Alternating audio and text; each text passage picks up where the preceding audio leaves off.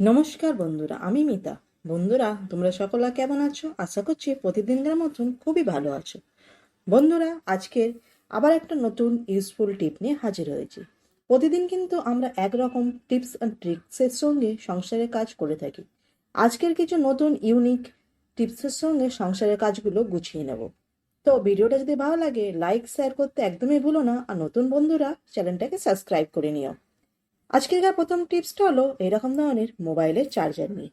যখনই দেখবে আমরা কোথাও বাইরে গিয়ে থাকি, তখন মোবাইলের চার্জারটা ব্যাগের ভেতরে আমরা নিয়েই যাই।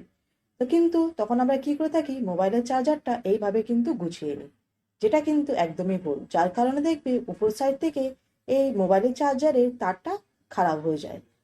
কারণ যেহেতু তারটা প্লাস্টিকের, সেহেতু দেখো উপর সাইড থেকে ব্যান্ড হওয়ার জন্য কিন্তু তারটা খুব তাড়াতাড়ি খারাপ হওয়া শুরু করে। তো তার জন্য বন্ধুরা তারটা প্রথমে এইভাবে খুলে নেব। নেওয়ার পরে হাতেতে গোল গোল করে এইভাবে তারটা গুছিয়ে নেব। তারপরে নিয়ে নেব একখানা গার্ডার। গার্ডারটা নিয়ে চার্জারের সঙ্গে চার্জারের এই তারটা এইভাবে সেট করে নেব। তাহলে দেখবে ব্যাগের ভিতর রাখলে দুটো একসঙ্গে হাতেতে পেয়ে যাচ্ছ, আর চার্জারটাও কিন্তু ভালো থাকবে, কোনো মতে খারাপ হবে না। পরবর্তী টিপসটা হলো এরকম ধরনের সবজি নিয়ে। সবজি যখনই আমরা দেখো বাজার থেকে নিয়ে আসি, এইভাবে প্লাস্টিকেতে বেঁধে ফ্রিজে অথবা বাইরে রাখা হয়। যেহেতু এখন শীতকাল, সেহেতু কিন্তু বাইরে রাখলে সবজিটা ভালো থাকে। কিন্তু দেখবে প্লাস্টিকেতে রাখার কারণে প্লাস্টিকেতে ছোট ছোট বুঁদ বুঁদ জল জমে যাওয়ার কারণে কিন্তু সবজিটা পচা ধরতে শুরু করে, যার জন্য সবজিটা খুব তাড়াতাড়ি খারাপ হয়ে যায়। চাই বাইরে রাখো অথবা ফ্রিজে রাখো। তো তার জন্য দেখো এখানে আমি নিয়ে নিয়েছি একখানা টুথপিন। টুথপিন দিয়ে এইভাবে প্লাস্টিকেতে ছোট ছোট ছেদ করে নেবো। নিলে কিন্তু দেখবে তাহলে হাওয়া বাতাস খেলার জন্য সবজি প্লাস্টিকেতে কোনো মতে জল জমছে না, আর সবজিগুলো কিন্তু অনেকদিন পর্যন্ত ভালো থাকে। পরবর্তী টিপসটা হলো এরকম ধরনের লঙ্কা নিয়ে। লঙ্কা যখনই দেখবে একটা দুটো কাটা হয়, অতটা হাতে ইফেক্ট করে না, কিন্তু বেশি পরিমাণে যখনই কাটা হয় তখন দেখবে হাতটা জ্বালা করে। সাবান দিয়ে ধোয়ার পরেও কিন্তু সেই জ্বালাটা কোনো মতেই কিন্তু কমে না। তো তার জন্য দেখো নিয়ে নিয়েছি আমি এখানে নারকেল তেল। সামান্য পরিমাণে একটুখানি নারকেল তেল আমি হাতেতে ঢেলে নিয়েছি। এবারে দুই হাতে এইভাবে লাগিয়ে নেব। নিলেই কিন্তু দেখবে নারকেল তেল যেহেতু ঠান্ডা, সেহেতু কিন্তু দেখবে হাতের জ্বালাটা একদমই নিমিষের মধ্যে কমে যায়।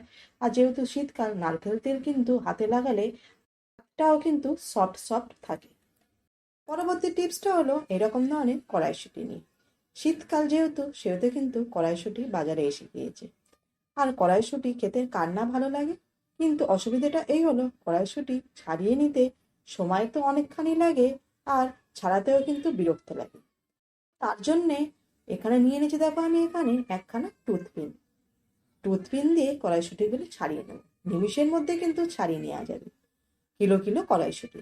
তো টুথপিনটা দেখো এইভাবে উপরের দিক থেকে কড়াইশুঁটিতে ঢুকিয়ে নিচ্ছি ছুঁচালো মুখটা, আর ছুঁচালো ভাগটা এইভাবে ঢুকিয়ে নেওয়ার পরে খালি একটা টান দিলেই কিন্তু দেখবে কড়াইগুলো খুব সহজেই বার করে নিয়ে যাচ্ছে। তো তোমাদেরকে ভালো করে বোঝানোর জন্য দেখো আবার আমি আর একটা কড়াইশুঁটি নিয়েছি। এখানে টুথপিনের এই ছোঁচালো মুখটা প্রথমে উপর দিকে এইভাবে ঢুকিয়ে নিচ্ছি, তারপরে টুথপিনটা এইভাবে টেনে নেব।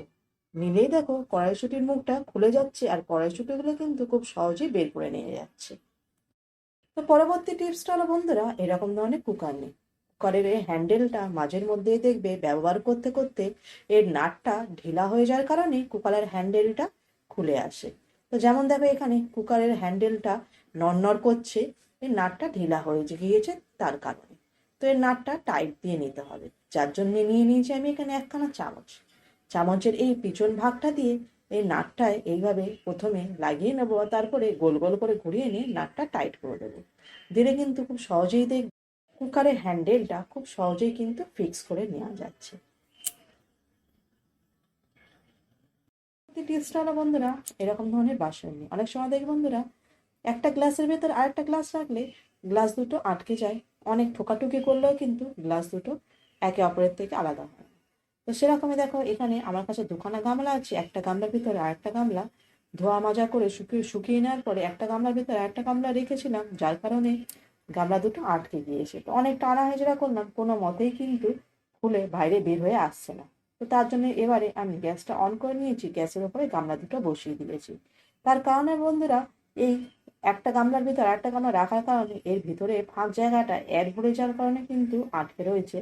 তো এবার গ্যাসের উপর যদি বসিয়ে দিই তাহলে দেখবে অ্যাডটা বের হয়ে গেলে কিন্তু খুব সহজেই গামলা দুটো খুলে বের হয়ে আসবে। তো দেখো একটা উপরের গামলাটা কিন্তু একটুখানি নড়ে উঠেছে, অ্যাডটা বের হয়ে গিয়েছে।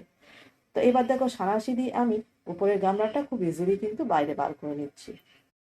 তো পরবর্তী টিপসটা হলো ফুলকপি নিয়ে। এখানে দেখো আমি একখানা ফুলকপি নিয়ে নিয়েছি। ফুলকপিটা কিন্তু একদমই পরিষ্কার, কিন্তু অনেক সময় দেখবি উপর থেকে পরিষ্কার হলেও কিন্তু ভিতরে ছোট ছোট পোকা থাকে।